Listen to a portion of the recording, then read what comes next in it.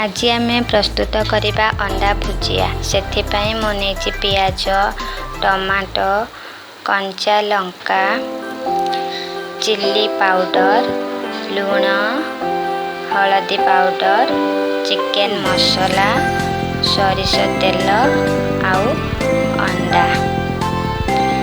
एबे आमे कड़े बसैबा। कड़े टिके गरम हो सारा परे सरिष तेल ऐड करवा।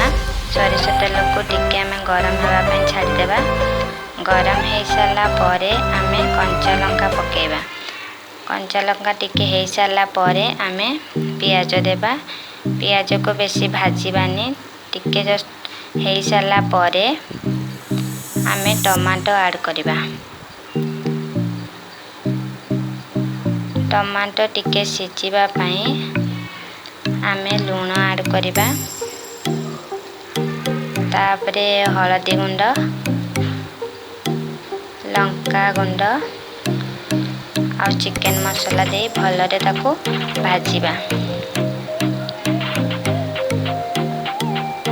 मसला हेबा भितरे आमे अंडा को भांगिबा।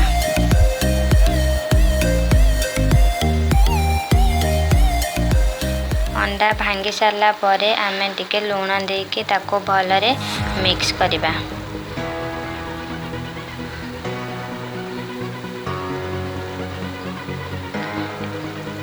मसला एबे रेडी हो जाइथिबो।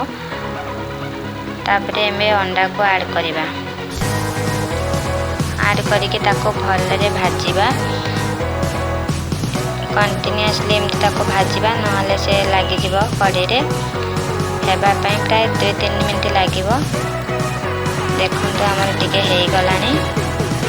एबे हो गला पूरा अंडा भुजिया।